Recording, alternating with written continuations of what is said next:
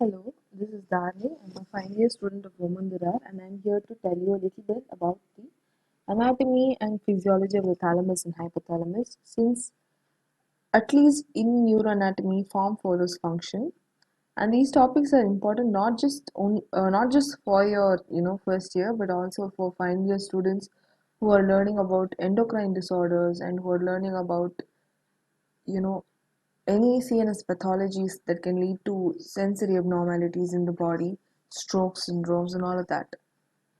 So, before going into the anatomy per se, I'd like to start off with a few words about the embryology.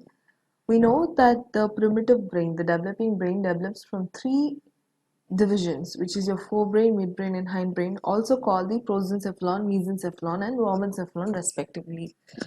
The prosencephalon or the forebrain further divides into the telencephalon and the diencephalon. The telencephalon grows rapidly in order to become your future or your future cerebral cortex, whereas the diencephalon remains small and buried under the cerebral cortex. And the diencephalon basically consists of any structure that contains the word thalamus in it, like your thalamus per se, hypothalamus, epithalamus, and subthalamus. And you can see that the diencephalon kind of forms a conduit between your telencephalon and the rest of your central nervous system. So a lot of inputs that go to the brain from your body to the higher centers, and outputs from the higher centers that go down to the peripheral nervous system have to eventually pass through your diencephalon. So let's start off with the thalamus, which are these two ovoid structures lying on top of your midbrain. This is called the seat of sensory relay. We know how a relay race works. There are like three people running in a chain. The first person carries the baton through a certain distance and hands it over to the second person. The person carries the baton and runs through a certain distance before handing it over to the next person, and so on. Just like that, your sensory system is kind of like a relay race between neurons. There's some neurons that arise from the sensory receptors in your skin and the peripheral body that receives a sensation which they pass on to the next set of neurons and to the next set of neurons, and so on. And thalamus plays a very important role in this relay system, wherein it receives all the sensory input, the raw sensory input from the body, organizes them, categorizes them based on sensations, based on where they arise from, based on whether the receptor uh, you know whether it's a sensation that is worth inducing a memory or an emotion. So it's going to analyze your sensation, package it into different categories, and then ship it off to the higher centers in your brain for further analysis and integration. So the thalamus is a void structure, and there are two thalami in your brain, which are linked together by interthalamic adhesions. And I'm not sure if you can see, but there is a yellow color hazy discoloration below the thalamus, which is just representing your hypothalamus. Hypo meaning below. So the hypothalamus lies below and slightly anterior to the thalamus. And then you have the lateral ventricles, which are also in close association with your thalami. Just like how your blood courses through your body through a series of capillaries and veins and arteries in order to nourish your tissues, just like that, you have the cerebrospinal fluid coursing throughout your central nervous system through a series of aqueducts and ventricles and cisterns in order to nourish your nervous tissue. So, yeah, before I go into this, I just wanted to tell you about gray matter and white matter for those of you who don't know. We know that you have a neuron, your neuronal cell, which has a cell body and an axon. Cell body and an axon. The axon is covered by myelin sheath, which is very rich in lipids and hence appears, pale in cross section. And colloquially, it's called white matter because it appears pale in a gross specimen. Whereas you have your naked cell bodies, which appear grayish on cross section in a gross specimen, and hence they are appropriately named gray matter, nominative determinism. So you have whenever these gray matter appear together in bundles, they are either called nuclei or ganglia depending on where they are present. If the clumps of cell bodies, that is your gray matter, are in the central nervous system, they are called nuclei, and if these clumps of cell bodies are present in the peripheral nervous system, they are called ganglia.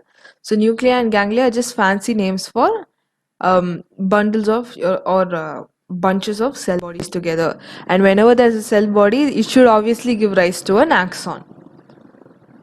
I'm telling about this because thalamus is technically a bunch of nuclei huddled together, bunch of nuclei huddled together in the central nervous system.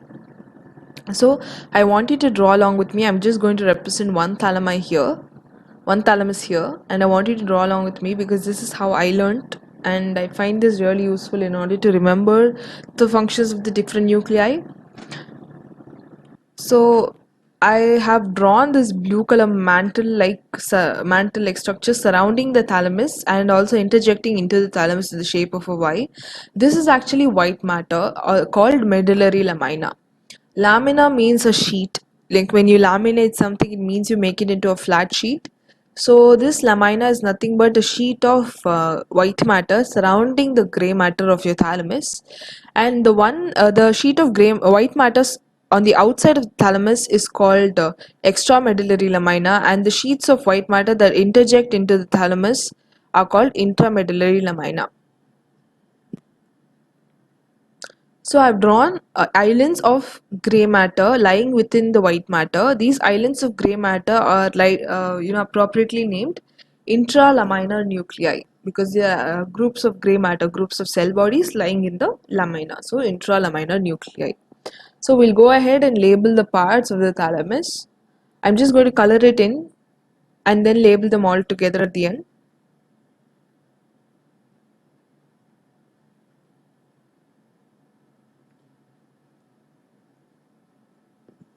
Okay, so let's start here. You have the anterior thalamic nuclei, obviously lying in the anterior part of the thalamus. And then you have the dorsomedial nucleus of thalamus. You have the lateral dorsal nucleus of thalamus. The lateral dorsal nucleus of thalamus have shaded it in the same color of the anterior nucleus in order to highlight an embryological significance. This lateral dorsal nuclei is actually believed to be a dorsally displaced bit from the anterior thalamic nuclei. So since it's just a dorsally displaced part of the anterior thalamic nuclei, this lateral dorsal nuclei also has the same functions. The pulvinar is otherwise called the free edge of the thalamus. Then you have the ventro-anterior and ventrolateral groups of nuclei. You have the ventro-posteromedial, ventro-posterolateral and ventro-postero-inferior groups of nuclei. This is a visual mnemonic that I created, and I believe it's very easy to remember the functions of the thalamus nuclei once you get a hang of this visual mnemonic. So I'll just explain it overall right now. It might sound a little overwhelming, but it becomes easier once you finish the functions of the each of the nuclei and then look at it retrospectively. So the anterior thalamic nucleus, I've drawn a papa hippo, a baby hippo, also called a papa hippo. Um, to which there's a hippo mama singing to it. This is just to highlight that you have a hippocampus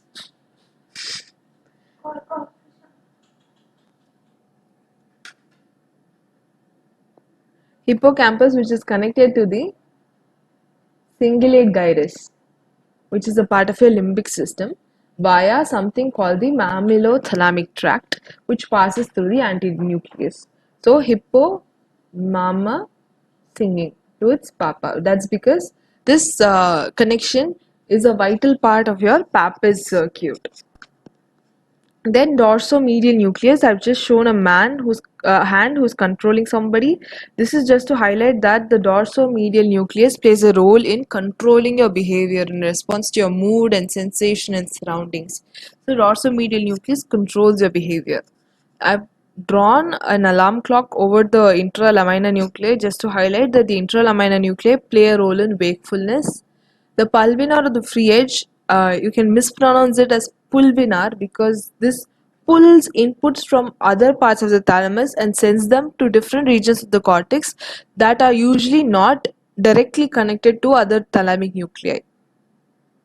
So pulvinar takes inputs not from the body but actually from the other thalamic nuclei and then sends them to a totally different region of the cortex, sensory cortex.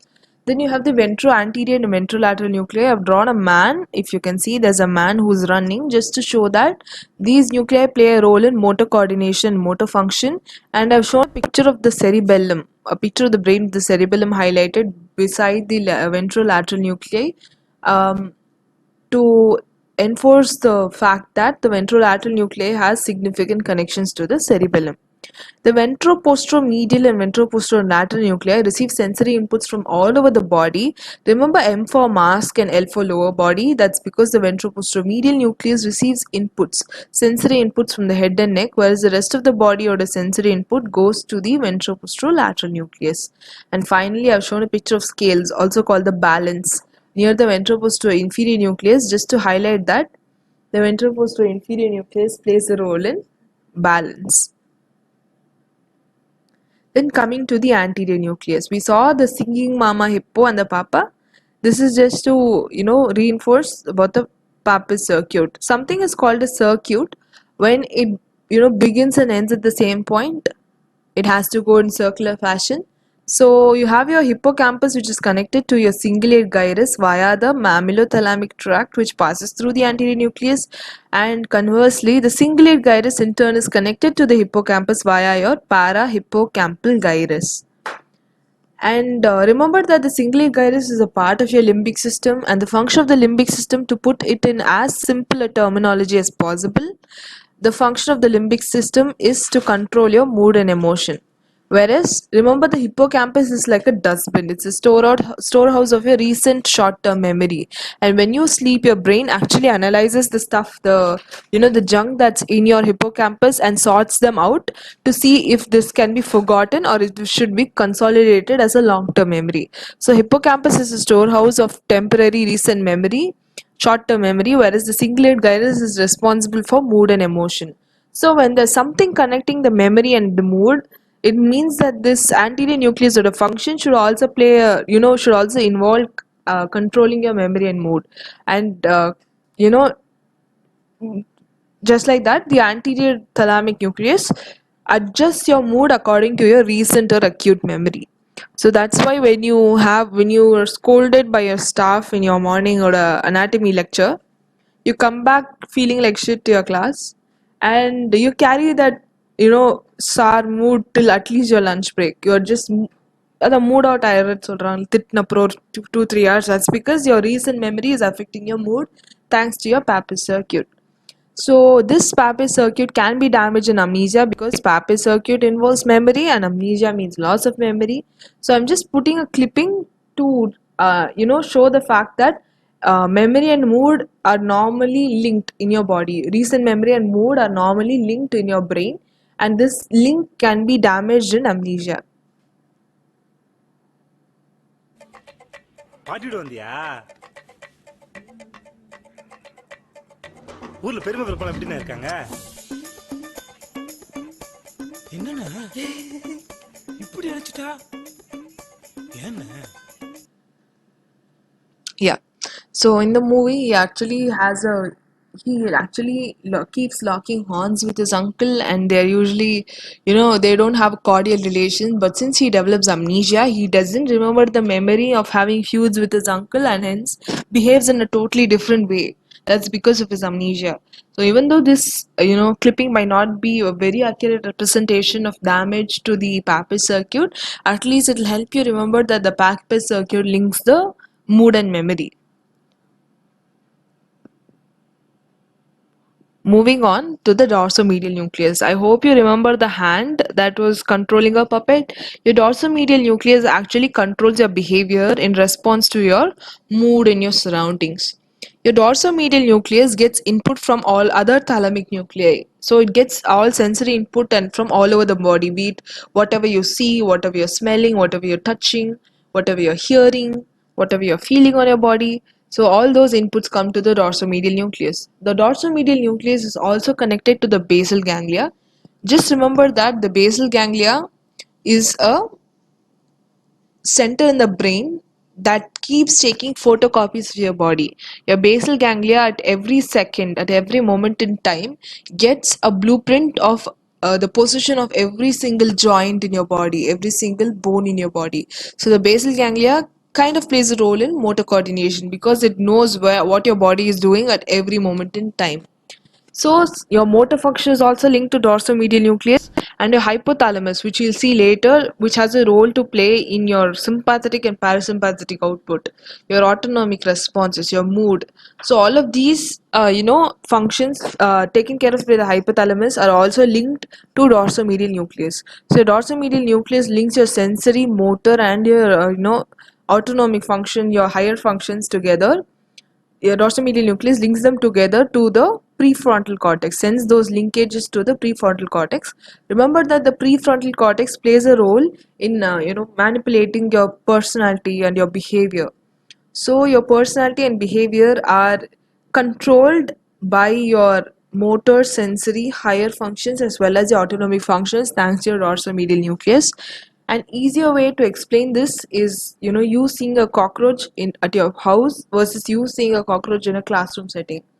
You coming into contact with a cockroach at home, when you're at home and when you're not being observed and you have a freedom, you will tend to act really hysterically. You might scream, you might get up on a chair, and you might act all hysterical. You might kind of be a little dramatic, in response to the cockroach. Whereas, imagine if you're coming into contact with the same cockroach in a classroom setting where you cannot scream or act crazy because of your social conditioning. So, அந்த மாதிரி conditionally you act different. In both of these situations, the sensory input is kind of the same.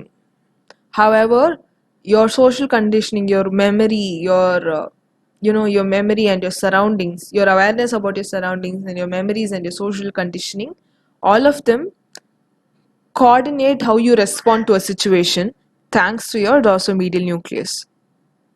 And this dorsomedial nucleus is believed to be damaged in Wernicke-Korsakoff psychosis.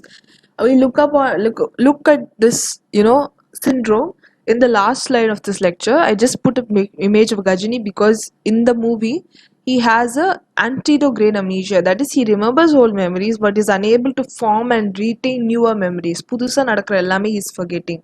So that's called anterograde amnesia, which is a characteristic feature of Wernicke-Korsakoff syndrome.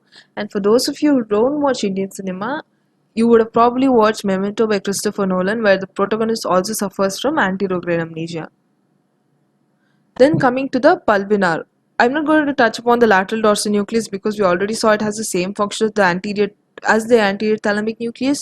The pulvinar or the free edge, remember it as pulvinar because it pulls inputs from all over the thalamus and sends them to different regions of the cortex. The pulvinar gets inputs from the medial and lateral geniculate body. We'll touch upon them later. Just remember for now, L for light and M for music. Lateral geniculate body plays a role in your light or your visual pathway, whereas medial geniculate body plays a role in your music or your hearing pathway. And then you have the other thalamic sensory input, all of which go to the pulvinar, which relate to the pulvinar, and from the pulvinar they go to the association areas of the respective sensory cortexes. Your sensory cortex of your brain, the brain that is responsible, the layer of your cerebral cortex that is responsible for analyzing a sensory function, is actually divided into three parts: primary, secondary, and tertiary sensory cortex. Remember that, yeah, whenever you get a sensory input, for example, you're seeing something, I'm writing something here, you're going to read this as rose, correct? So first, you're seeing this image, this raw image that you see, this whole light and dark, the colors, just the light, the depth, the colors, all of these raw visual inputs go to the primary visual cortex. So the primary visual cortex is like a dumping yard for your raw sensory input. From the primary visual cortex, the impulses are going to go to the secondary visual cortex. So the secondary area enna pannona, it will start breaking down this visual input. It will start breaking down the R, the first part of the image. It's going to start breaking the image down into a series of lines, into a series of curves, into a series of colors, and try to put them back together. So it's going to break down the image as a couple of lines and a curve. It's going to break the image down as a round. It's going to break the image down as a couple of curves. It's going to break this E down into a bunch of lines. So the secondary cortex in any sense is going to break down and analyze your, it's just going to break down and analyze your whatever sensory input you're getting. Now the tertiary sensory cortex enna pannuna, it will now take up this, look at this, broken down input, and it's going to try to analyze. So it's going to look, channel your memory, tap into your memory, tap into your conditioning, all of that, your reflexes. So from your memory, the tertiary sensory cortex is going to know that when you put 4 lines together, it's the alphabet E. You remember the alphabet E.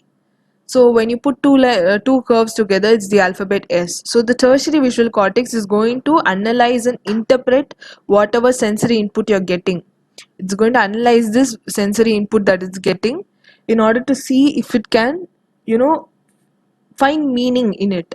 So primary visual cortex will see the image, secondary visual cortex will just break down the image into smaller bits, easy for the tertiary cortex to digest, and the tertiary visual cortex is going to and interpret whatever you're seeing, and it's going to see if you can understand and if you do understand it, it's going to see in your memory எதுக்கெல்லாம் associate ஆயிருக்குன்னு. So the moment you read the word rose, you're going to conjure an image of the flower rose in your head, or it's going to remind you of the movie Titanic, or whatever your memory has linked the word rose to. For example, if I'm writing in a language that you cannot understand, for example, if I'm writing in a totally foreign language that suppose you can't understand, so the input will pass to the primary cortex, then pass on to the secondary sensory cortex, but it will not be interpreted by the tertiary cortex, because the tertiary cortex has no memory, no association with whatever you're seeing. So primary, secondary, and tertiary sensory cortexes are present for all sensory cortexes. You have primary visual, secondary visual, and tertiary visual cortex. You have primary auditory, secondary auditory, and tertiary auditory cortex. You have primary, taste, secondary taste, and tertiary taste cortex. You have primary sensory, secondary sensory, tertiary sensory cortex. So ella sensation ko they have 3 different areas. One to receive the input, one to break it down, and one to analyze it. So the secondary and tertiary sensory cortexes together are called association area, because they help to associate whatever your body is receiving to something in the memory, whether you are able to understand it or not. So while the other thalamic nuclei, be it your anterior nuclei, or dorsomedial nuclei, or ventral nuclei, your lateral dorsal nuclei, all of the other thalamic nuclei send inputs to the primary sensory cortexes, whereas your pulvinar is the only thalamic nuclei that actually connects to the secondary and tertiary areas, that is the association areas. This makes sure that the moment as you receive inputs, as you receive sensory inputs, your pulvinar is like a parallel connection to your association areas. It helps you to analyze your inputs in real time. Adanalda vandu there's no lag between you seeing something and reading something.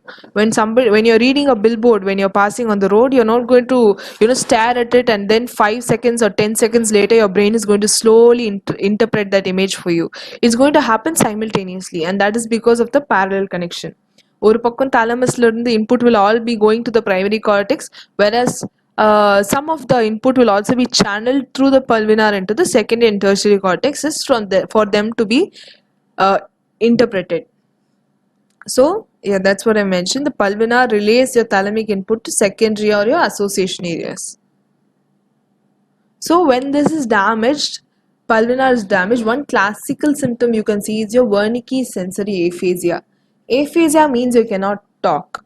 The sensory means something you're seeing or something your body is feeling, other you cannot voice it out. For example, when somebody is hearing something, they'll be able to they won't be able to understand what they're hearing, because the connection between the primary and the association auditory cortexes is lost.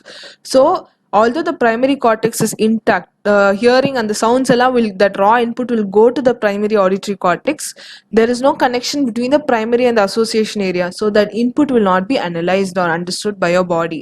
So they won't be able to understand what they hear, they won't be able to understand what they are reading, even though they might know the language. However, they can write sentences of their own.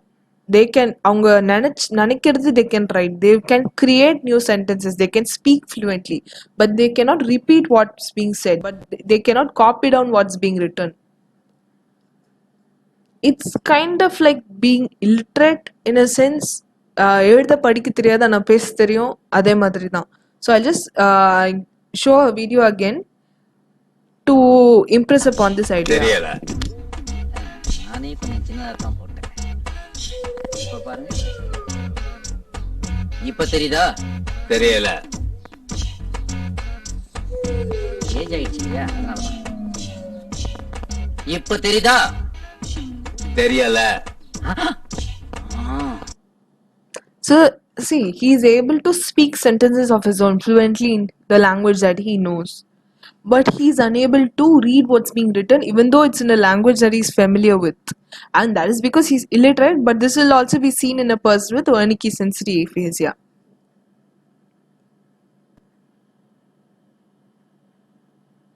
Then coming to intralamina nuclei, I've shown the image of a alarm clock beside this, and the intralamina nuclei plays a role in wakefulness. So it lies in the thalamus, so it has to connect something, your degree of alertness, to the sensory input.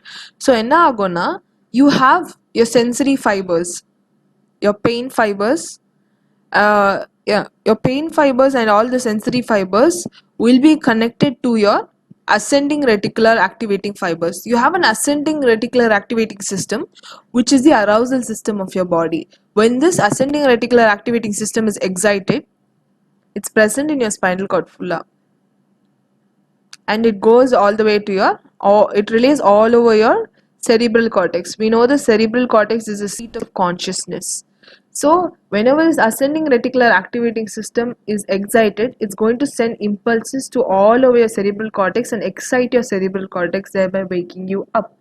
So this ascending reticular activating fiber is in turn, so what excites the ascending reticular activating fiber? There are many stimuli for excitation, and one of the important stimulus is your sensory stimulus, and among those sensory stimulus, the most important stimulus for waking you up is pain.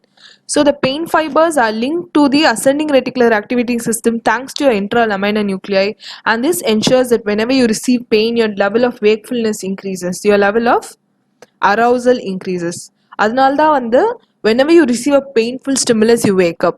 Whenever you receive a very uncomfortable stimulus, you wake up. That's why when your mom wants to wake you up, she's going to switch off the fan, because in a few moments you're going to get uncomfortable, and that uncomfortable sensation, the sensation of warmth, is going to get strong enough to excite your ascending reticular activating system.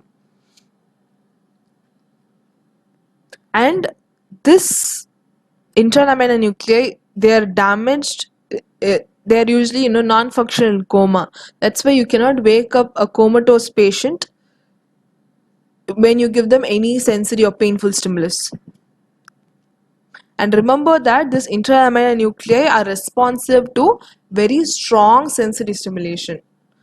That is why a person doesn't usually wake up when somebody whispers their name. You have to shout their name in order to wake up. You need the sensory stimulus to be strong enough to be borderline painful, to be borderline uncomfortable, for the ascending reticular activating system to be excited via the intralamina nuclei.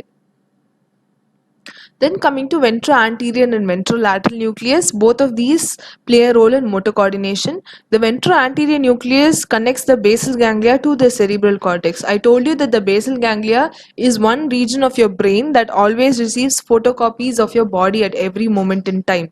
It is aware of the position of every single joint and muscle in your body at every point in time, and it sends those inputs to the decision making center of your brain.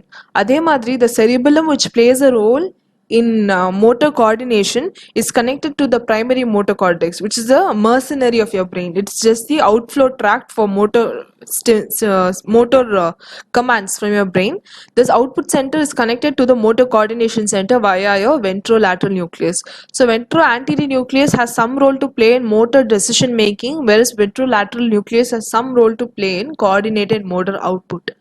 The actual pathways is very extensive. There's a lot of regions that they connect in between, but I didn't want to go into detail because it's beyond the scope of your lecture, and frankly I have never seen this being used so far. So if you're interested, you can go look it up. But this is like the outline. I just given the starting and ending points and to which nucleus they are connected to, and together they play a role in motor coordination. Then coming to the ventroposterior group of nuclei, which is your ventroposteromedial, ventroposterolateral, and ventroposterior-inferior. I hope you remember the man that I had shown in the visual mnemonic. Remember M for mask and L for lower body.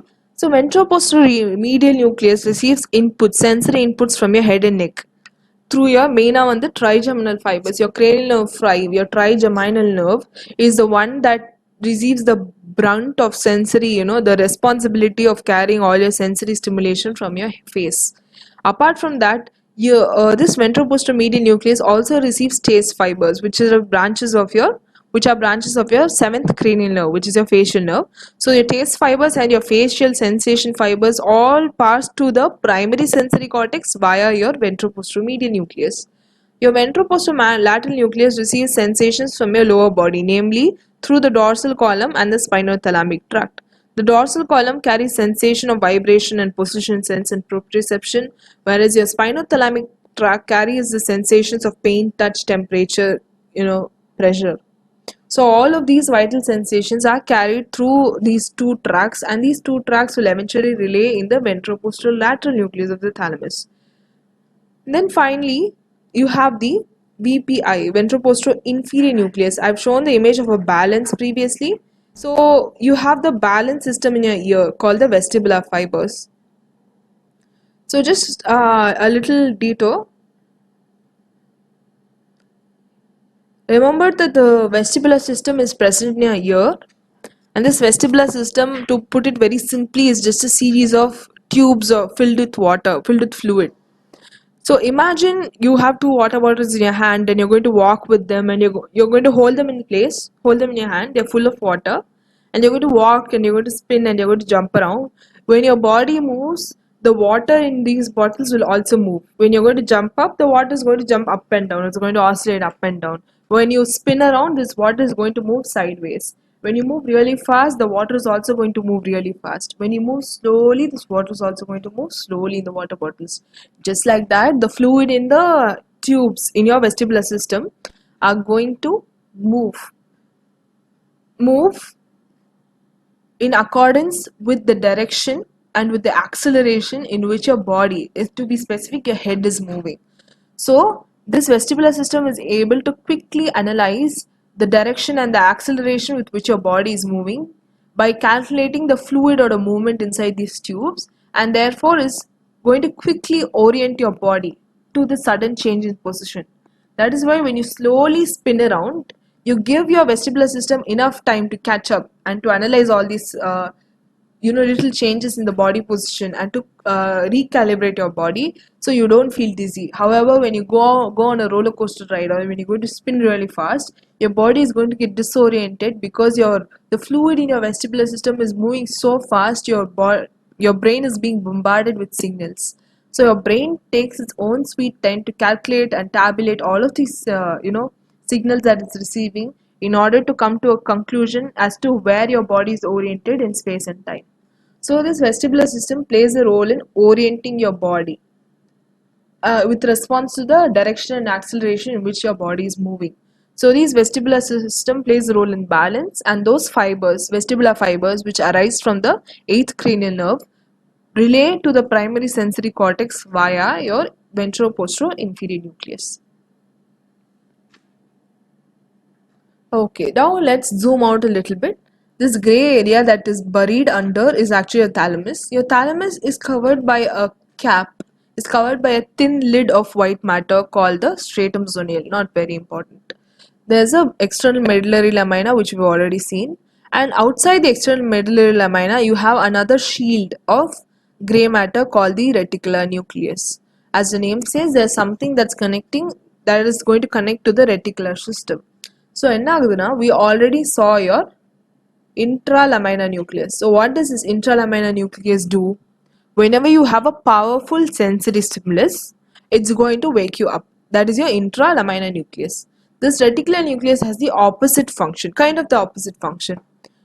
Whenever you're going to sleep, whenever your brain decides it wants rest, whenever you're fatigued, என்ன பண்ணும்னா this reticular nucleus is going to shut down your small sensory inputs. It makes you insensitive to small inputs.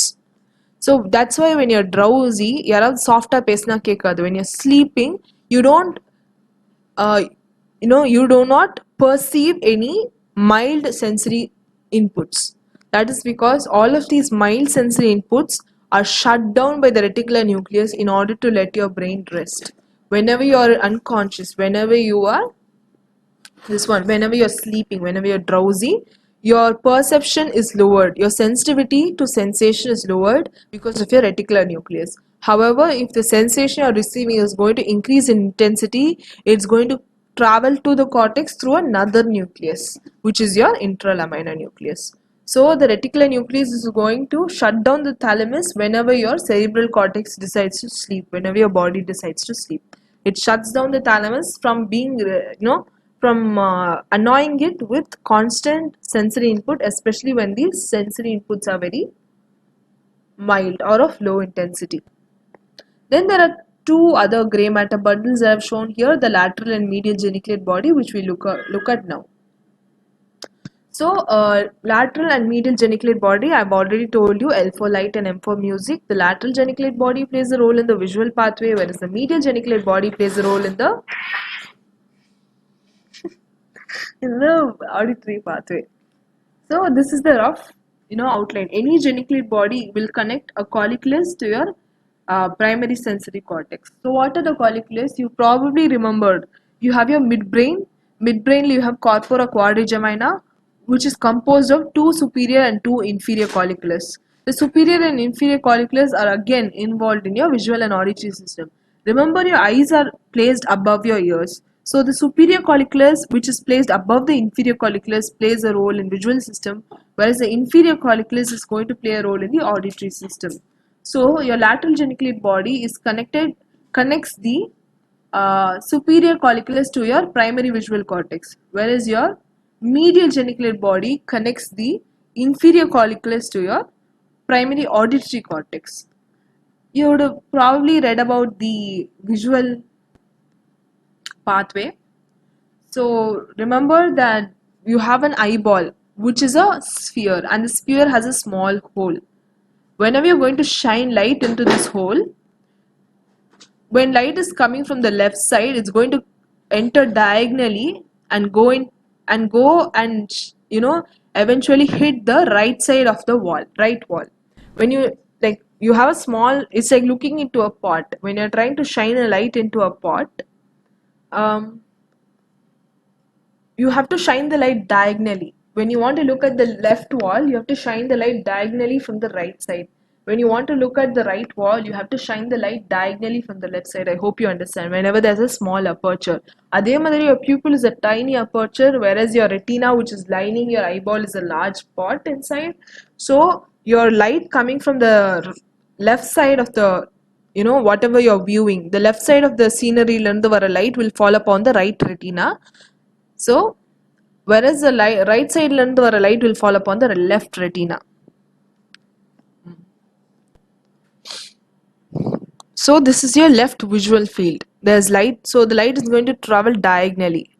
So it's going to hit so this is the left side, this is the right side. These are your retina, the balls that are here, the eyeballs.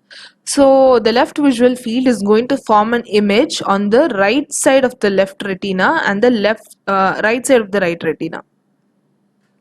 So left visual field is going to form images on the right side, whereas the right visual field is going to form images on the left side.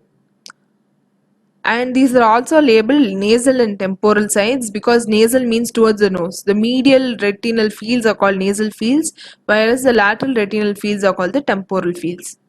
So the fibers from the retina are going to be carried by the optic nerve. The optic nerve nalla dhaan poitrukom, but at a point it's going to cross over at the optic chiasma. It's just a crossing over of the two optic nerves. At the optic chiasma, what precisely crosses over are your nasal fibers. So the nasal fibers from the left side is going to cross over to the right, whereas the right nasal fibers are going to cross over to the left, whereas the temporal fibers are going to pass on through the same pathway.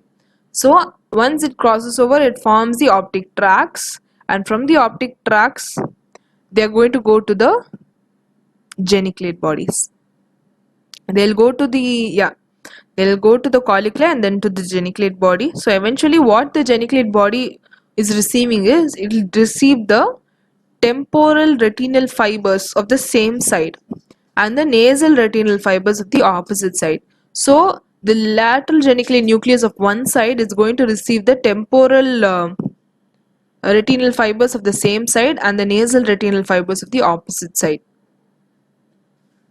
Temporal retinal fibers of the same side and nasal retinal fibers of the opposite side. So the temporal retinal fibers will receive the other visual field, opposite side visual field. I know this might sound a little confusing, but once you go and read about the visual pathway, this all becomes really easy to understand. So whenever this lateral geniculate body is damaged, you're going to lose vision from the temporal retinal field of the same side and nasal retinal field of the opposite side. So whenever the lateral geniculate nucleus is damaged, you're going to lose the temporal retinal field of the same side and nasal retinal field of the opposite side. So that is what is represented as homonymous hemianopia, which means the same halves of both retina are damaged. That is same in the sense left or right ana.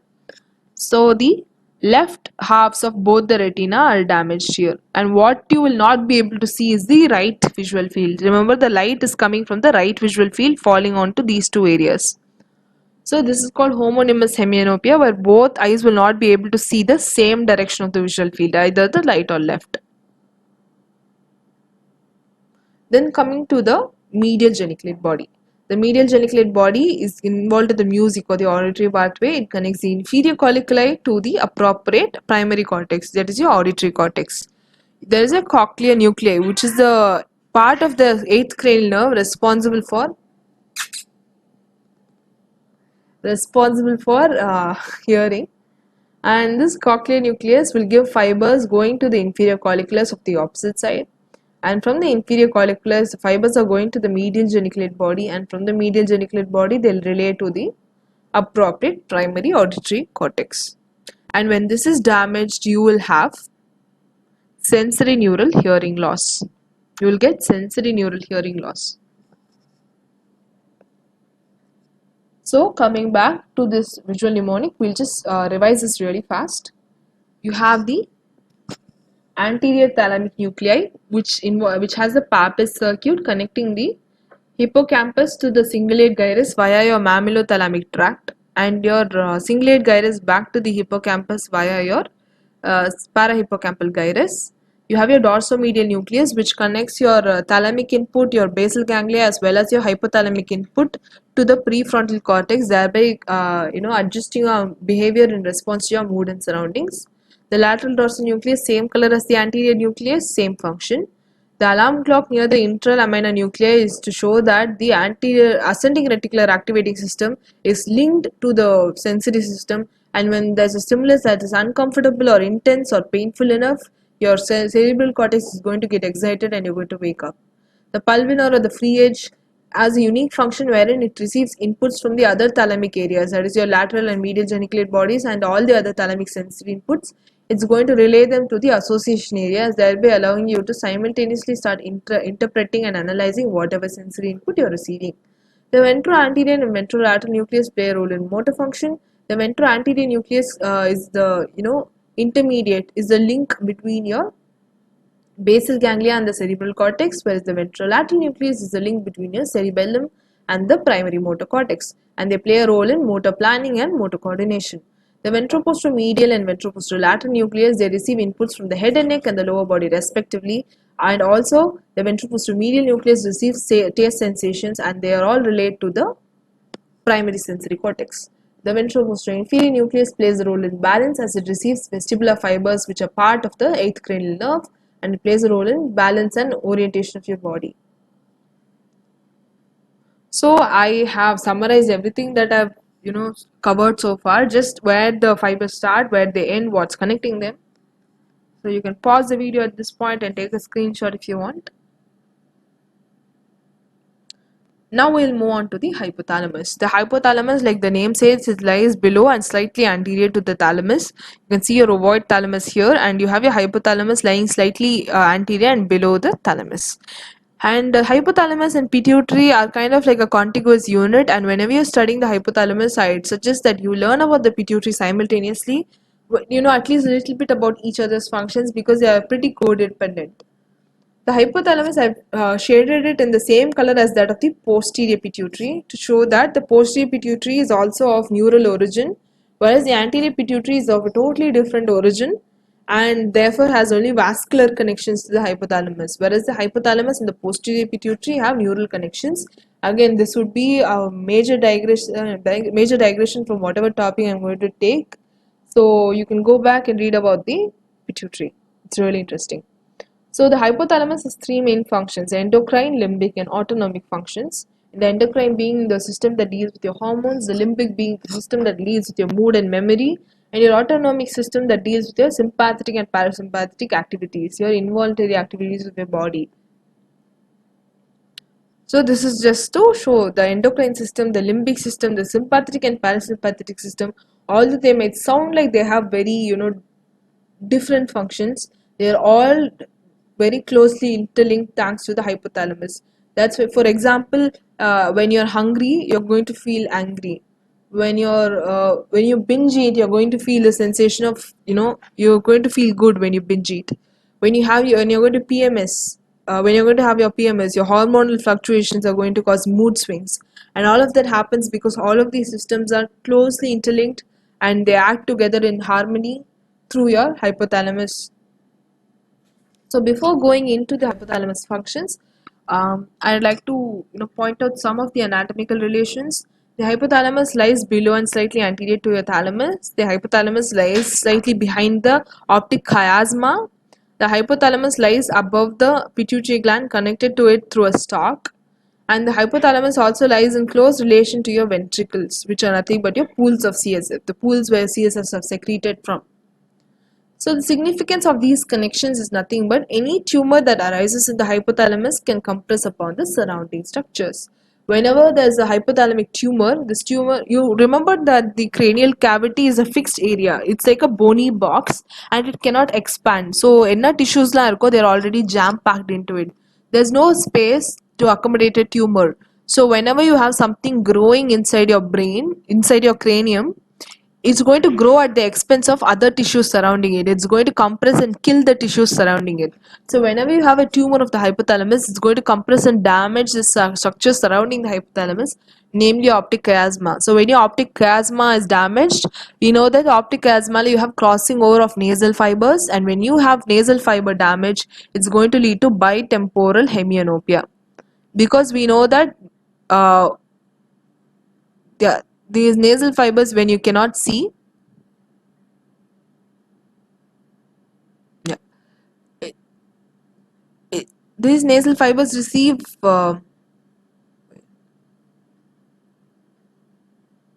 inputs from the opposite visual fields, from the periphery of the opposite visual fields, leading to bitemporal hemianopia. Then when the ventricle is being compressed, your CSF production is not halted, but the CSF drainage is going to be problematic. So your ventricles are going to keep producing cerebrospinal fluid with nowhere to drain, leading to accumulation of the cerebrospinal fluid, leading to hydrocephalus, which means literally translates to water in your cranium, water in your head. There can be endocrine imbalance either due to compressional lesion or a functional lesion, meaning, and the tumor can just be a tumor without no function. Its only activity, the only thing it does is to occupy space. So when it does that, it's going to kill off the tissues surrounding it, and unfortunately the tissues of the hypothalamus have endocrine functions. So when these endocrine tissues are killed off, you're going to have deficiency of hormones. There can also be a functional tumor, which means the tumor itself can produce hormones on its own. So when there's a tumor that's going to overproduce a hormone, you're going to have symptoms of excess of that particular hormone. So the endocrine imbalance can either be due to excess or deficiency of that hormone depending on what kind of tumor has arisen in the hypothalamus. Then obviously there's going to be symptoms of increased intracranial pressure, because obviously the cranium cannot expand but there's a tumor growing inside. So when there's increase in the mass, increase in whatever is being squeezed into the cranial cavity, there's going to be high pressure in the cranial cavity, and you'll come across this slew of symptoms repeatedly, being your blurred vision, vomiting, neck stiffness, papilledema, all of these Kernig sign, all of these symptoms you'll keep reading about whenever you see this word raised intracranial tension. So I just wanted to tell you about two tumors which are actually pituitary tumors, but yeah, I just wanted to take a moment to highlight them. To give an example of a functional and compressional tumor, you have a Rathke's pouch tumor, which is nothing but Rathke's pouch is an outpouching from the roof of your mouth. When you're an embryo, you have your gut tube growing like this, and above your gut tube you have your neural tube, because an embryo is kind of like a fish. Your embryo is going to be like a slug. இவ்வளவுதான் இருக்கும். So your gut tube is going to develop, and above the gut tube you have your neural tube developing. So what happens is, the region where your mouth is supposed to be, you have an outpouching from the roof of the mouth, and this outpouching grows towards the brain, eventually detaches from the roof of the mouth and becomes a part of the brain, and this is nothing but your anterior pituitary. The Rathke's pouch is the embryological origin of your anterior pituitary, and the Rathke's pouch is full of stem cells which later become very quiescent, which later become quiet once you become an adult. However, if these cells continue to think that they are in their youth, that they can divide, that they can grow, this will form a tumor, because the cells are going to multiply without limit.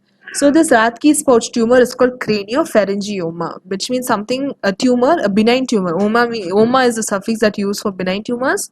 So this benign tumor that's arising in the cranium but is actually embryologically a part of your pharynx, that is the roof of your mouth. It's the most common supratentorial tumor in children, which rises above the tentorial membrane. And these Rathke's pouch tumor, this is very important. It has a very characteristic appearance on CT and X-ray. It is a cystic mass. It has a lot of bubbles in it, and it also has calcifications in it. So you can see a lot of bubbles and calcifications, that is white color patches, when you look at this tumor on a CT or in an X-ray. The other functional tumor I wanted to highlight is prolactinoma, which is as the name says, it's a prolactin secreting tumor. So it leads to something called galactoria-amenorrhea syndrome, apart from raising intracranial tension. I don't want to go into detail of prolactinoma, because it in itself is a big topic. But just remember from the name, prolactin. So this hormone wants you to lactate. By common sense, who lactates now? Women who have given birth to children very recently, they lactate in order to feed the child. So in animals that have limited reproductive capacity, like humans, because we can only reproduce within a limited period of time, like between 15 to 45 years of age, and we can only give rise to one offspring at a time, unless there's an anomalous thing and you give birth to twins or triplets. The ideal thing is one mother is going to give birth to one baby over a period of 9 or 10 months. So you have a limited reproductive capacity. The number of babies that one woman can have over her lifetime is very limited, compared to say your dogs or even smaller animals that can give birth to 6 or 8 offsprings per litter of babies. So when you have a limited reproductive capacity, nature wants you to preserve whatever, take care of that baby you're having, because that baby is precious and you need to take care of that baby in order to ensure your species is surviving. So your nature cannot increase your reproductive capacity. So what it does is, it makes sure your body is tuned in such a way that you take care of that offspring to your best, even without your knowledge. So when this prolactin hormone is going to increase your lactation, it's going to increase the milk that you're going to feed to the baby. Apart from that, this prolactin is going to decrease your sexual drive, decrease your ovulation, make you infertile for that period that you're breastfeeding. It's like a natural birth control. Breastfeeding is natural birth control.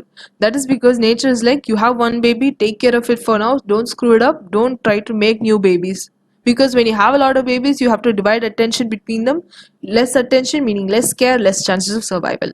So this prolactin hormone will increase the breast milk production in a normal woman. in a lactating woman, physiologically it's going to increase the amount of milk that's being produced, and at the same time shut down your sex drive and make you infertile. However, if there is abnormal production of prolactin in a person, this is going to try to mimic all these symptoms. So if it's a woman, she has some amount of breast tissue which is not developed enough as it is in a pregnant woman. And the அளவுக்கு she doesn't have glandular tissue enough to produce milk per se, so her breast will try its best to produce something similar to milk, so she'll have some watery or milky secretion from the breast when she's having especially a large tumor.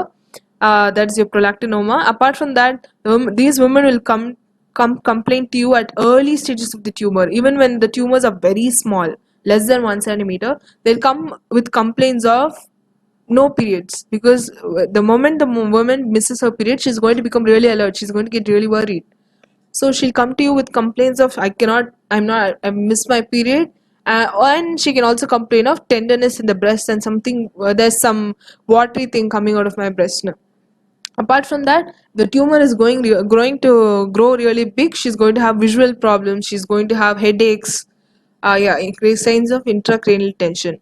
That is a problem with this tumor. In the tumor it's easily picked up in a female, whereas in a male they won't have very prominent symptoms. They'll have impotence, they'll have loss of sex drive. Again, this is not something that they feel is a medical emergency to come and see a doctor.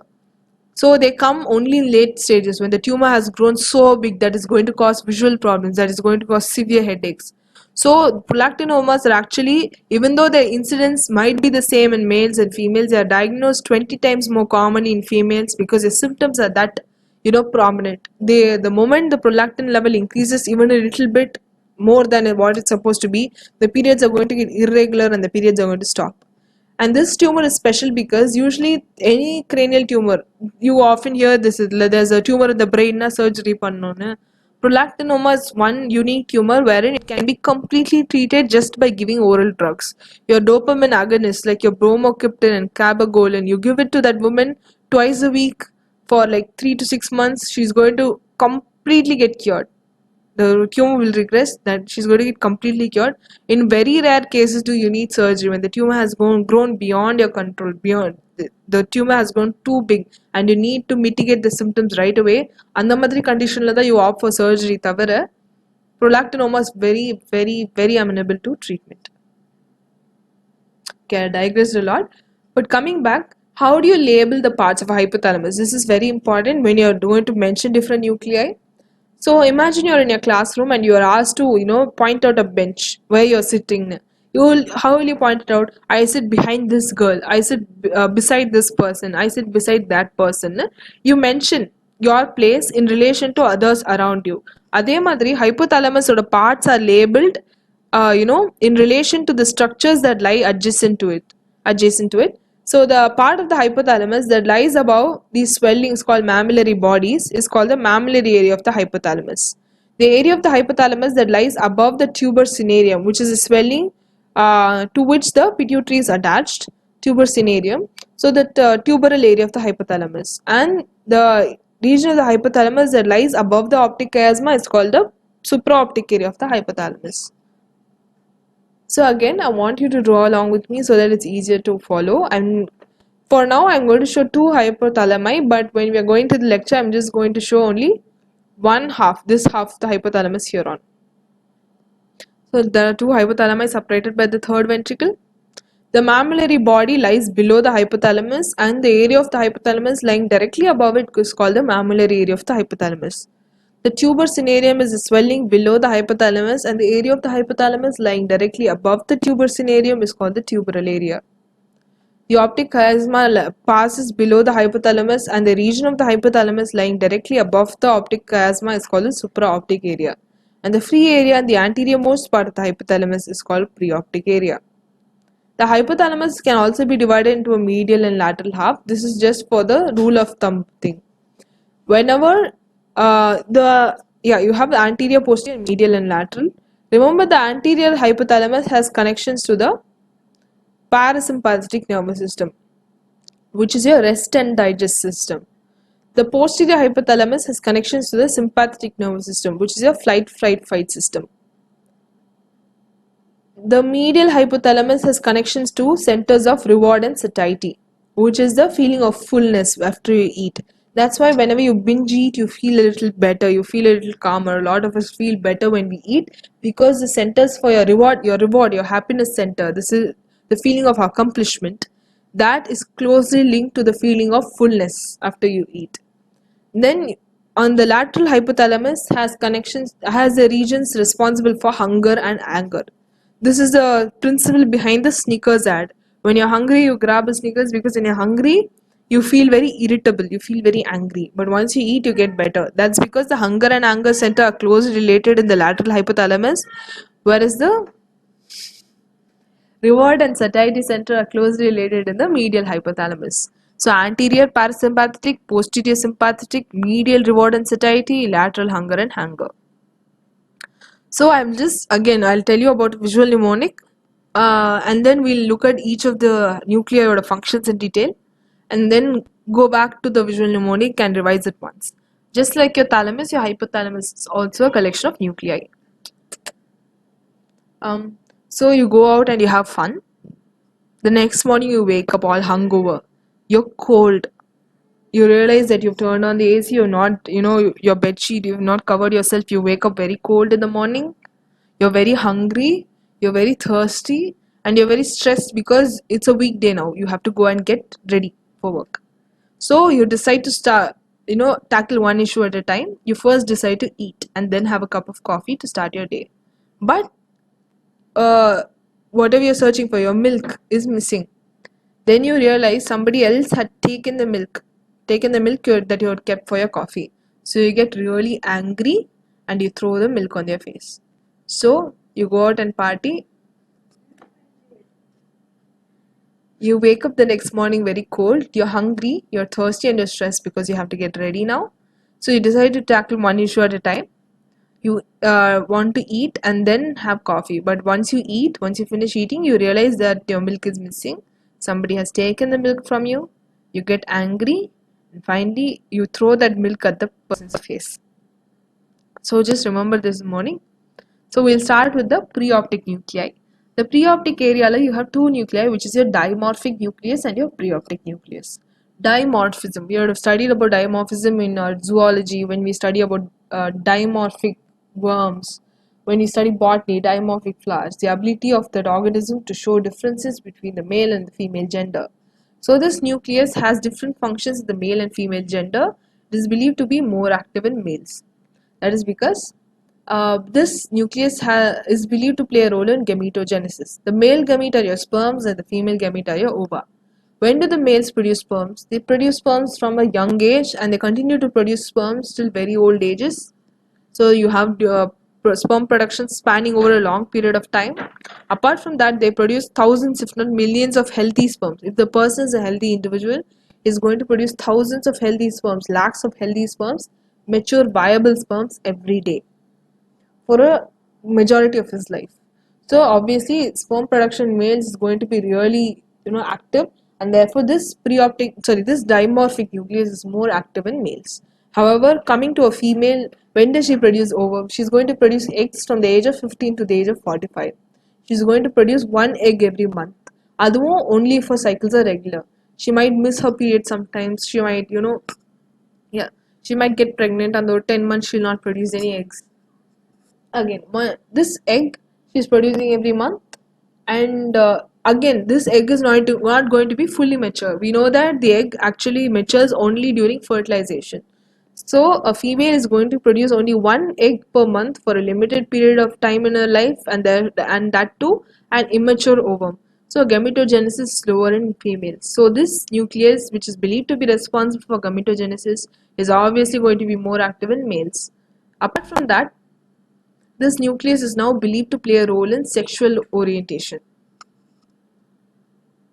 Coming to the preoptic nucleus, the preoptic nucleus plays a role in sexual maturity as it secretes gonadotropin releasing hormone. The gonadotropin releasing hormone, GnRH, releasing hormone from your hypothalamus will go to the pituitary and will stimulate the secretion of follicular stimulating hormone FSH and luteinizing hormone LH in the pituitary. So these are the gonadotropins, the FSH and LH. So what are they going to do?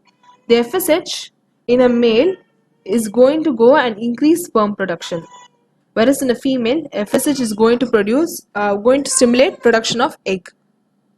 So sperm and egg production are stimulated by your FSH.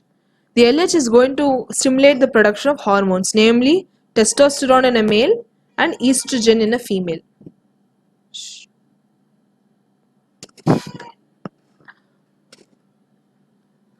So the luteinizing hormone is going to stimulate production of hormones. So this gonadotropins together control the activity of your reproduction. The important thing about this is that around the time of puberty, this gonadotropin releasing hormone level is going to increase. It's actually high when the baby is born initially, because you need that to establish your sexual function. You need to establish your gender roles. அதுக்கப்புறம் வந்து that GnRH is going to remain suppressed until the person hits puberty. This GnRH will be produced in a pulsatile fashion during puberty, and this pulsatile secretion of GnRH is vital for stimulating your secondary sexual characters.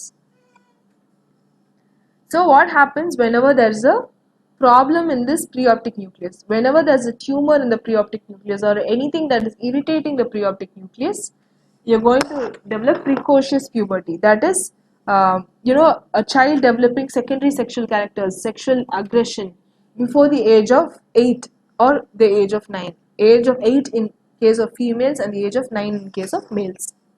So that is precocious puberty. Then you have nuclei of your supraoptic area. The supraoptic area has 5 nuclei: the suprachiasmatic nucleus, anterior hypothalamic nucleus, lateral hypothalamic nucleus, supraoptic nucleus, and paraventricular nucleus. The suprachiasmatic nucleus actually is very important for maintaining your circadian rhythm. We know certain hormones are produced differently in day and night. For example, you produce steroids early in the morning. At 4 a.m. you have a steroid peak. You have a growth hormone peak 1 hour after you sleep. So there are certain hormones which are going to vary in levels in day and night. So how does your body know when it is day and when it is night? That is through your suprachiasmatic nucleus. The suprachiasmatic nucleus actually receives some retinal fibers directly from the chiasma. Is going to receive some retinal input, and it will be able to vaguely calculate the amount of light, the duration and the amount of light that your eye is receiving, and guesstimate that ivlo light varudhu ivlo nero, so this should be day, this should be night. It will be able to sense that this is day and this is night by measuring the amount of light that is entering your eye. So based on that guess, it's going to alter your hormone production. Then you have your anterior hypothalamic nucleus. Rule of thumb: anterior hypothalamus is linked to the parasympathetic nervous system. So this anterior hypothalamic nucleus has links to the parasympathetic nervous system. Apart from that, it's also called the anti-rise center. It prevents your body temperature from rising too much. It prevents your heart rate from rising too much. So it keeps your body cool and it keeps your heart rate slow. It keeps you calm basically. Then you have the lateral hypothalamic nucleus. Again, rule of thumb: lateral hypothalamus is linked to the centers of hunger and anger. This lateral hypothalamic nucleus perceives the sensations, moderates the sensations of hunger and anger. Apart from that, this lateral hypothalamic nucleus also has connections to the sympathetic nervous system. This is very important because these visceral sensations of hunger is mediated by this connection between the hunger center and the sympathetic nervous center. Your sympathetic nervous system gets activated when you're hungry, leading to your hand shaking, you having tremors, you sweating, you feeling dizzy. All of these symptoms of hunger, the visceral symptoms of hunger, is due to your lateral hypothalamic nucleus. You had lateral hypothalamic nucleus. And how does it perceive hunger? It's because it has glucoreceptors. It can measure the amount of it has GLUT channels, GLUT channels, nothing but glucose transport channels. It can sense the amount of glucose in your blood, and if your glucose is low, it's going to trigger the sensation of hunger. Then you have your supraoptic nucleus. The supraoptic and paraventricular nucleus are very important because they have very primitive functions. It is believed that when humans started evolving, when they started growing a hypothalamus, one of the first nuclei to ever evolve were your supraoptic and paraventricular nucleus. The supraoptic nucleus has osmoreceptors and it can sense the osmolality in your blood. So what are the osmoreceptors? Your brain, for like imagine you're going to write an exam. So you reading for your university exam takes a lot of energy, takes a lot of concentration, so you don't want to be disturbed. So enough when you lock your room and you tell your parents, you tell your family to not disturb you and you study. That's literally what the brain does. It doesn't want to be disturbed by your bodily functions. So it's going to get cut off from your body thanks to the blood-brain barrier. It cannot sense the changes going on in your body usually. However, there are some areas in the brain which has strategically deficient blood-brain barrier. There are certain areas of the brain which are directly exposed to the body environment where there is no blood-brain barrier. And one of those regions you have your osmoreceptors. So osmoreceptors are cells which, due to the lack of blood-brain barrier, these brain cells are directly bathed in your blood. So when your blood has a high amount of salt, when your blood is very concentrated, these osmoreceptors are now gonna, the cell volume is going to decrease because the osmoreceptors are going to shrink. And why do they shrink? Because the water by virtue is going to move from a region of low solute concentration to a region of high solute concentration. So the water from your osmoreceptor cells is going to move into a region of high solute concentration, which is your blood, that is rich in salt. And the converse happens when your blood is very dilute with water. So when your blood is very dilute with water, the water from your blood is going to move into the osmoreceptors, thereby causing them to bloat up. So these osmoreceptors, the change in the volume of these osmoreceptors can trigger the release or inhibition of this hormone called antidiuretic hormone, also called vasopressin.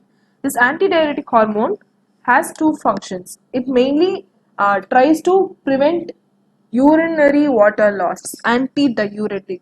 It's going to prevent your urine water loss by concentrating your urine. At the same time, it in higher concentration it can also cause vasoconstriction, thereby it's going to raise your BP by increasing your peripheral vascular resistance and also by increasing the blood volume per se.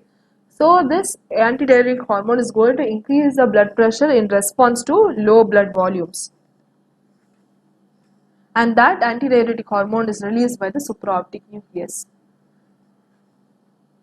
This antidiuretic hormone is actually released from the hypothalamus but stored in the pituitary. To be specific, it's stored in the posterior pituitary. And how is it stored now? This supraoptic nucleus, you have it's a nucleus, obviously you have cell bodies, and these cell bodies or the axons actually end in the pituitary. So you have a hypothalamus, அங்கங்க ஒரு stock மாதிரி வந்து these axons are going to end in the posterior pituitary. Just like how you have production of neurotransmitters, your antidiuretic hormone is also produced in the neuronal cell body. This antidiuretic hormone is now produced in neuronal cell body, and it is bound to a protein called neurophysin. It's like an Uber cab for your antidiuretic hormone. The antidiuretic hormone is going to climb onto this neurophysin and is going to get carried down the axon. The axon is the road and your cab is your neurophysin. So this neurophysin is going to carry the antidiuretic hormone down the axon to the posterior pituitary to be stored and released when necessary. So that is the importance of supraoptic nucleus. It has connections to the posterior pituitary via a neural tract.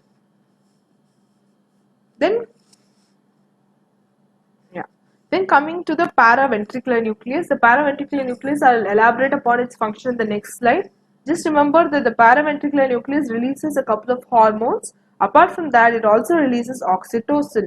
This oxytocin is actually produced in the hypothalamus and again stored in the pituitary, mainly the posterior pituitary, by virtue of a neural tract and through neurophysin proteins. And this paraventricular nucleus is also linked to the limbic system, the system responsible for your mood and emotions and memory.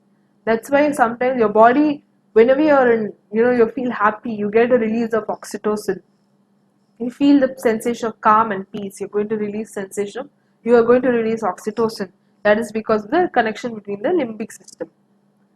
So before going into the function of paraventricular nucleus, let's just cover the, what problems can arise when these nuclei are damaged. When your suprachiasmatic nucleus is damaged, your body will be unable to sense which is day and which is night. So your hormone release rhythms are going to get damaged. You're going to have aberrant hormone release patterns. When your anterior hypothalamic nucleus is damaged, your anti-rise center is damaged. So there's nothing to keep a check on your body temperature. It's going to rise, leading to hyperthermia, increase in body temperature. And this is very dangerous because you're literally boiling your body from inside. Your brain is the first issue that's going to get damaged. Your nerves are very sensitive to heat. Lateral hypothalamic nucleus is responsible for you perceiving the sensation of hunger. So when this lateral hypothalamic nucleus is damaged, you're going to starve because you cannot physically feel the sensation of hunger. When the supraoptic nucleus is damaged, there is no hormone to prevent urinary water loss. So you're going to lose a lot of water in your urine, leading to something called central diabetes insipidus. It's central because the problem is in the central nervous system. Diabetes insipidus, in any diabetes condition, you usually have a lot of urinary water loss, and insipid means flavorless. And this diabetes insipidus was named so because these people urinated a large quantity of fluid which was tasting similar to water. That is, it was very tasteless, it was very dilute. Then let's move on to the paraventricular nucleus. This paraventricular nucleus is believed to be a part of the central stress circuit. The paraventricular nucleus has two types of neurons, magnocellular and parvocellular neurons. The ones that are important to us are your magnocellular neurons. Magna means big, magnified. So these magnocellular neurons have characteristically large neuronal cell bodies which secrete oxytocin and which are carried to the posterior pituitary via your neurophysial tract. Whereas your parvocellular neurons, that is your neurons with tiny cell bodies, they secrete hormones, which is your corticotropin releasing hormone and thyroid releasing hormone. And the names are pretty self-explanatory. The corticotropin releasing hormone indirectly increases the amount of steroids in your body, and the thyroid releasing hormone is indirectly going to increase the amount of thyroid in your body through a series of steps. So these parvocellular neurons actually, they release these hormones, but these hormones are sent to the anterior pituitary by means of a vascular tissue. I told you the anterior pituitary has a totally different embryological origin, so it has only vascular connections with the hypothalamus, mostly vascular connections. So this hormones CRH and TRH are released into blood vessels, and these blood vessels eventually enter the anterior pituitary, and in the anterior pituitary they trigger the release of ACTH and TSH respectively. So you have CRH, which will increase the production of adrenocorticotropic hormone from your pituitary, and this is going to go ahead and stimulate the adrenal glands to increase steroids. Whereas your TRH from your parvocellular neurons is going to increase the amount of thyroid stimulating hormone released from your anterior pituitary. This thyroid stimulating hormone from your anterior pituitary is going to go to the thyroid and increase the amount of thyroid hormones. And this capillary vascular connection between the hypothalamus and the pituitary is called the hypothalamo-hypophyseal portal system. Hypophysis is just a fancy name for your pituitary. So what is a portal system? I know it's again a small diversion, but I just wanted to make this concept clear. A portal system is any vessel that begins as a bed of capillaries and ends as a bed of capillaries. The most popular portal system we know is in the GIT. You have a bed of capillaries in your intestine which will form the portal vein and which will eventually break down again in the liver to form a sinusoids. So it begins as capillary bed, ends as a capillary bed. That is your portal system. Just like that, you have a capillary bed in the hypothalamus, you have a capillary bed in the pituitary, which are linked together by a vascular system called a portal system. So why do you need a portal system? Why do you need this portal system between the hypothalamus and the pituitary? Because we read that endocrine endocrine hormones, they just pour their secretions into your body out of blood. And when your blood is going to circulate throughout, is going to get pumped throughout the body, upon the hormones will go and act on whatever organs they want to act on. So why does this hypothalamus and pituitary receive such a special status? Because the hypothalamus and pituitary are very closely monitoring each other. They have to be very fine tuned, And this hypothalamus and pituitary are tiny organs. They are going to produce very little amount of hormones. So you cannot afford to have the tiny amount of hormone from the hypothalamus get diluted before it goes to the pituitary. Imagine that 1 microgram of hormone that your hypothalamus is producing getting diluted in 5 liters of blood. எவ்வளோ நாள் ஆகும் before it reaches the எவ்வளோ நேரம் ஆகும் before it reaches the pituitary. You need the control to be really fast.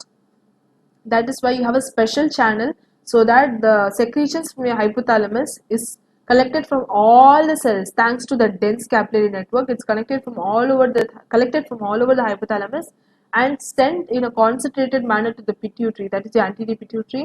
And again in the anterior pituitary, thanks to the second capillary bed, it's going to get distributed evenly to all the cells in the pituitary.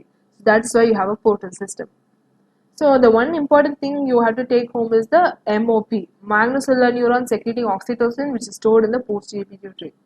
Remember, like a mob, magnocellular neurons and the oxytocin angarthu eduthu, it's going to get squeezed down into the posterior pituitary where it is stored. So what happens when this paraventricular nucleus is damaged?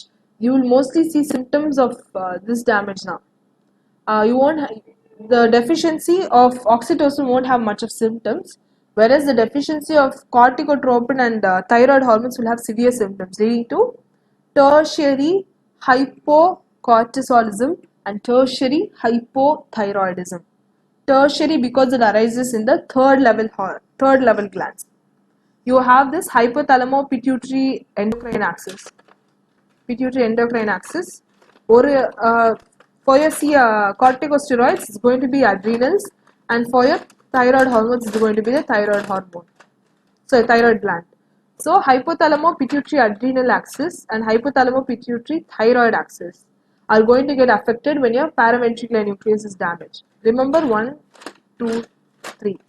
When your direct gland is damaged, it's called primary deficiency. Pituitary damage on a secondary deficiency. Hypothalamus damage on a tertiary deficiency.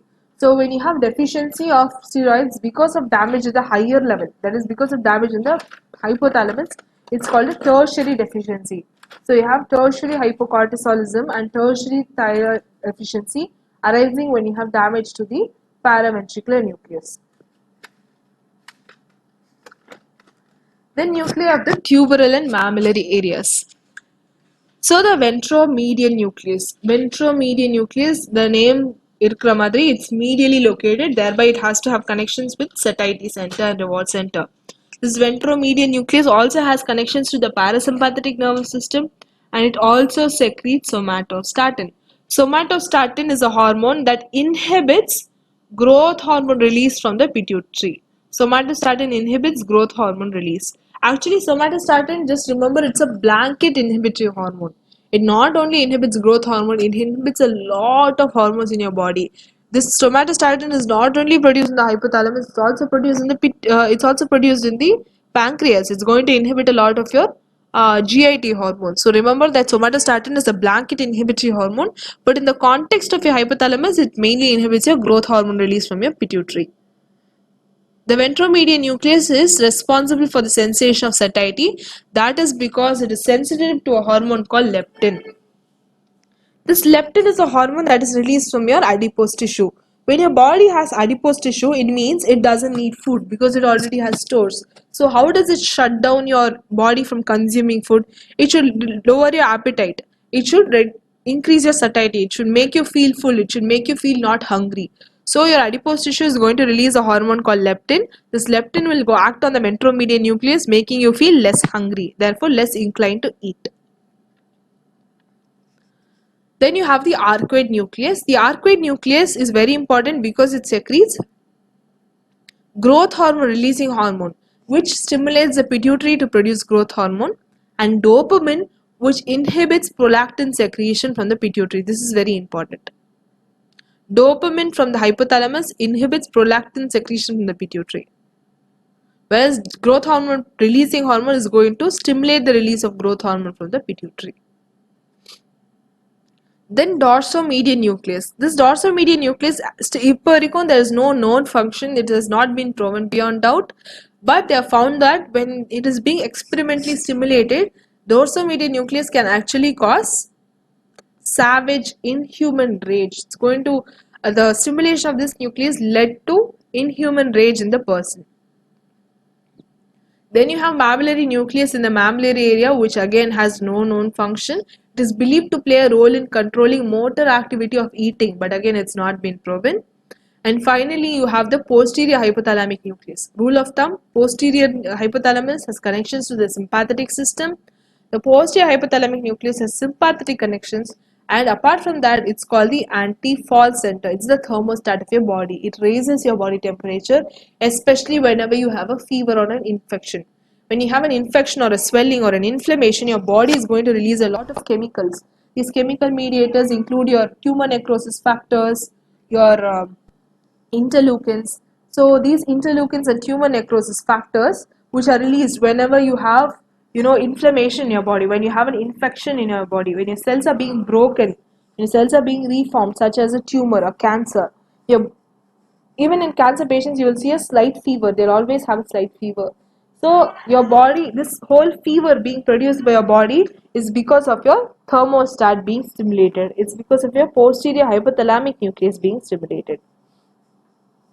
So when your arcuate nucleus is damaged, you're not going to have dopamine. When your dopamine is not there, there is nothing in your body to inhibit prolactin. So when you have excess of prolactin being produced, you will have hyperprolactinemia, which has similar symptoms to that of a prolactin tumor, that is a prolactinoma. You will have galactoria amenorrhea syndrome, where the body will try to produce milk.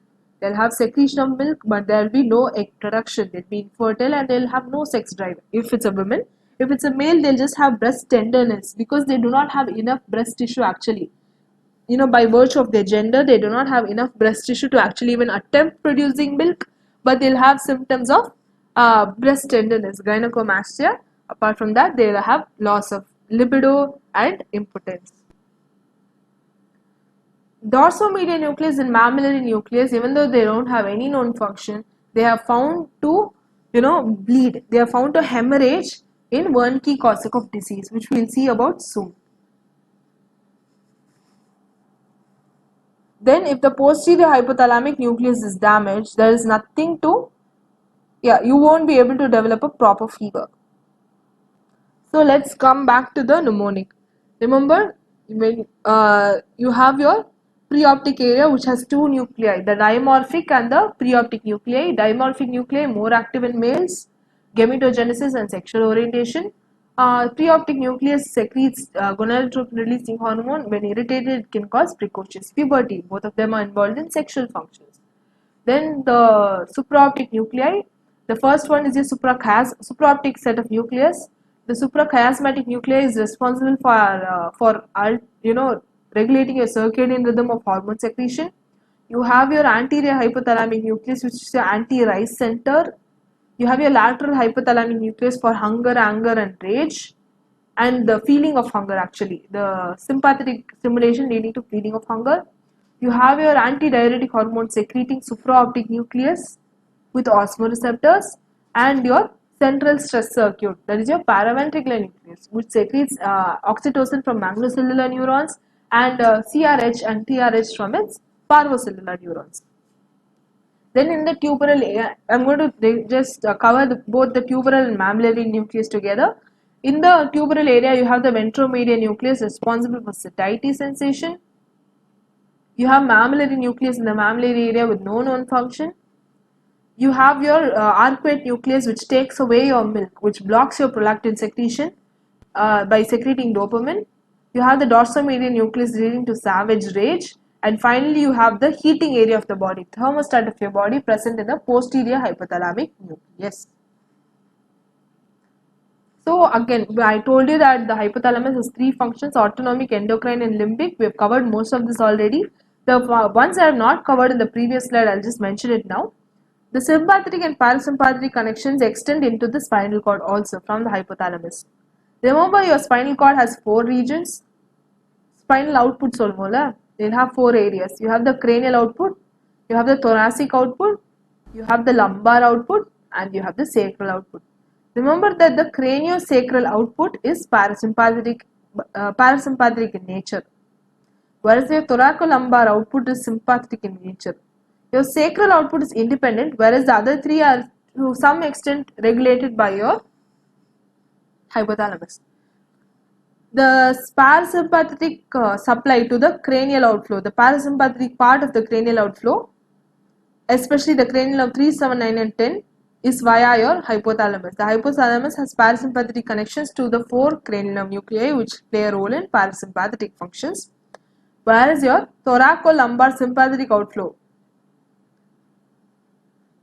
also has connections to your hypothalamus. Then the limbic functions we look at soon. We have already seen hunger and anger, satiety and reward. We have to look at the relation of hypothalamus, the roles of hypothalamus that it plays in sexual appetite and memory.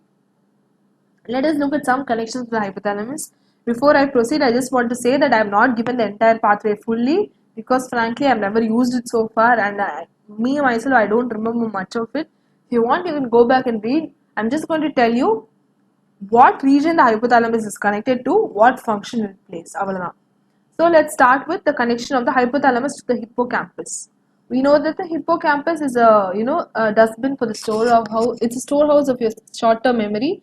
So your hypothalamus plays the role in memory by having connections to hippocampus. So if this connection is damaged, it's going to lead to some form of amnesia. Then you have the area called amygdala. Amygdala has a lot of basic instinct functions. Amygdala can stimulate sexual appetite and actual appetite. It can make you hungry and it can make you frisky in a sense. So amygdala is actually under the control of hypothalamus. The hypothalamus, because of the social conditioning, is going to repress the amygdala so that you behave appropriately. But when this connection between the amygdala and the hypothalamus is severed, is going to lead to independent activity of the amygdala. So this amygdala, when it's going to act independently, it's going to cause hypersexuality and rage, increased anger and increased propensity to have sex. This is nothing but it's a basic instinct in the body. Your body, you want to when it comes to survival of the fittest, you have 2 activities to do. Like, you have to protect yourself and you have to reproduce in order to maintain your progeny, in order to maintain your species survival. So to protect yourself, you should be ready to fight at a moment's notice, and in order to reproduce, you should be ready to reproduce all the time. So these 2 basic functions are controlled by the amygdala, and these the amygdala activities are regulated by the hypothalamus. And when the amygdala is going to act unchecked, unregulated, it's going to lead to hypersexuality and rage. Then there is a connection between the olfactory frontoorbital area with the hypothalamus, which eventually connects to the brainstem. Just remember that this is a complex connection and it's called the median forebrain bundle. The median forebrain bundle plays a role in personality of the person. Personality. So whenever this median forebrain bundle is damaged, it's going to lead to personality changes. Just remember median forebrain bundle leading to personality changes. And then you have something called inferior thalamic peduncle, which is the connection between your thalamus and the hypothalamus. And this actually is responsible for balancing your sensation of reward and depression. The sensation of reward and the sensation of depression are regulated by this is believed to be regulated by this inferior thalamic peduncle.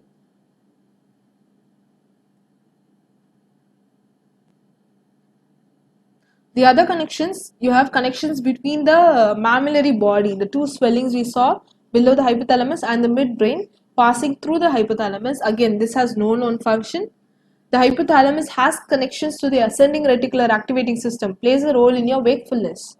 You have connections of the hypothalamus, sympathetic and parasympathetic connections, and tuberohypophyseal and supraopticohypophyseal are just fancy ways of saying the connections between the pituitary and the hypothalamus. Tuberohypophyseal tract is nothing but your arcuate nucleus connecting to your pituitary. Supraopticohypophyseal tract is nothing but the connection of your supraoptic and paraventricular nucleus to your pituitary. So finally, we have kept insinuating at this Wernicke-Korsakoff syndrome throughout the lecture. Before going into this, I want to tell you the difference between a disease and a syndrome. You call something a disease when the symptoms are a domino effect of each other. The symptoms you can explain as a chain reaction. For example, assume that somebody has a tumor in the colon. Somebody has a tumor in the intestine. It's blocking the intestine. So when you have an abdominal block, intestinal block, it's going to cause, first thing, it's going to cause obstipation and constipation. You're not going to go, able to poop out anything because nothing is going to pass beyond that obstruction. Because everything is going to stagnate in your abdomen, in your intestine, you're going to have abdominal distension. And when the abdominal distension crosses a certain limit, you're going to try to eliminate this content through some other way. You're going to start to vomit. So abdominal, intestinal obstruction leading to vomiting, abdominal distension, and constipation can be explained as a chain reaction. So that is a disease. However, a symptom is when you have very random, bizarre clinical features occurring together, which cannot be explained as a consequence of each other unless you look at a very, you go really back all the way to embryology or all the way to genetics. You cannot explain their connection. For example, there's something called Kalman syndrome, where this person will have infertility and loss of smell. You cannot explain infertility linked to loss of smell through any explanation at all unless you go back to genetics. There is a CAL1 gene defect which will lead to loss of smell sensation and uh, failure of production of gonadotropin releasing hormone. Your hypothalamus அவங்களுக்கு வந்து hypothalamus develop ஆயிருக்காது Kalman syndrome. So syndrome is when you have a bizarre set of clinical features occurring together. They occur together in a lot of different people. So you assign that as a syndrome. You cannot explain, they were unable to explain initially, they were unable to explain why these symptoms are occurring together. இப்போ தான் recent இதில் வந்து we are slowly starting to discover genetic basics and the embryology basics of all of that. So Wernicke-Korsakoff syndrome is actually a mashup of your Wernicke disease and your Korsakoff disease. So what is your Wernicke disease? Wernicke encephalopathy is nothing but a problem in your brain tissue. It's an acute reversible condition caused due to binge drinking, acute thiamine deficiency. There is this vitamin called thiamine, and this thiamine vitamin has two main functions in the body. One, it is needed for breaking down of carbohydrates to energy. It breaks down carbohydrates to glucose. The second function of thiamine is to maintain neuron health. So your body at any point is going to have only a limited store of thiamine. So your thiamine has to be judiciously divided between your carbohydrate breakdown and your nerve health functions, and it's going to be channeled based on priority. For example, if you eat a lot of carbs at one point, and the time now your body is going to prioritize breaking down those carbs. So it's going to channel more thiamine towards carbohydrate breakdown and less thiamine towards neuronal health. But usually in normal people, this imbalance is only going to be temporary, and this imbalance won't be severe enough to severely affect your neuronal health. However, if someone decides to go for binge drinking, alcohol is literal fuel. Alcohol is literally fuel. So you're pouring fuel into your body and you're telling your body to break it down. So your body is going to channel, it's going to divert all your thiamine towards breaking down that massive amount of alcohol you've drunk. So your body is going to acutely deplete your thiamine stores, and the person will develop poor neuron health. Your neurons are going to degenerate temporarily, leading to Wernicke encephalopathy. And this Wernicke encephalopathy typically manifests as ataxia, which is imbalance in walking, nystagmus or ophthalmoplegia, problems in eyeball movement, and confusion, global confusion, because your neurons are going to degenerate. You're unable to form coherent, cogent thoughts. So ataxia, nystagmus, and global confusion occurring together acutely and reversed when you give them thiamine supplements is called Wernicke encephalopathy. However, if the person is continuing to drink for a long time, is a chronic alcoholic and is not taking any thiamine supplements, அந்த மாதிரி கேஸ்ல என்ன ஆகும்னா கொஞ்சம் கொஞ்சமா these neurons are going to die down. They are going to degenerate and die off because they are constantly being abused because of the lack of thiamine, and we know that neurons cannot regenerate. So Wernicke Korsakoff psychosis is a chronic and permanent condition due to degeneration of neurons caused by chronic severe thiamine deficiency. This can lead to amnesia.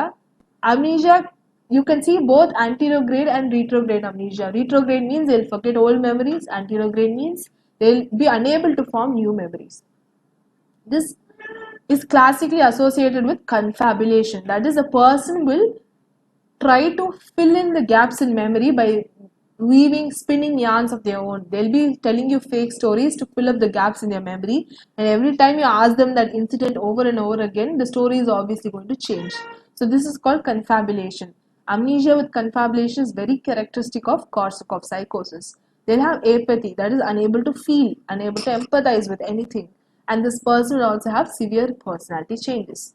So permanent amnesia with confabulation, apathy, and personality changes are characteristically seen in Korsakoff psychosis. When you mash these symptoms together, it forms your Wernicke-Korsakoff syndrome. So how do you treat Wernicke-Korsakoff syndrome? It is precipitated when a person is going to, in a person who has chronic alcoholism, hits that breaking point where he has severe thiamine deficiency and precipitates encephalopathy along with psychosis. So this usually okay. Um, so Wernicke-Korsakoff syndrome is usually precipitated in a chronic alcoholic. So how is this precipitated now? You will usually get a chronic alcoholic who would have fallen on the side of the road, all passed out and disoriented, and they'll be rushed to the casualty. And you, being a good Samaritan, would be tempted to hook them onto an IV line and push glucose into them. And this would actually be problematic because whatever little thiamine they have in their body will now get diverted to breaking down the glucose that you're feeding them, which in turn will acutely precipitate neuronal degeneration and lead to Wernicke-Korsakoff syndrome. So what do you do when you get an alcoholic? Now, you usually hook them onto an IV infusion before you give them glucose. And this infusion is called a banana bag infusion. It has thiamine, folate, and magnesium sulfate, all three which are neuroprotective. It protects their neurons from degeneration, and once you ensure that they have enough thiamine and the neurons are protected enough to withstand a little bit of thiamine being diverted away for glucose breakdown, only then should you go ahead and give them glucose. So this banana bag infusion, you should keep it in mind. I'm not sure whether it's available in our setup, but you should keep it in mind anyhow whenever you're going to treat an alcoholic with glucose infusion. So that is it. I hope that it was useful. I've tried to cover a little bit of everything that's important in thalamus and hypothalamus, and I've given my contact details here. So feel free to go ahead and contact me in case you find something not understandable, not easily understandable, or in case you want me to clarify certain points, or you want me to elaborate on something that I've skimmed over, or if you find any discrepancies, feel free to correct me.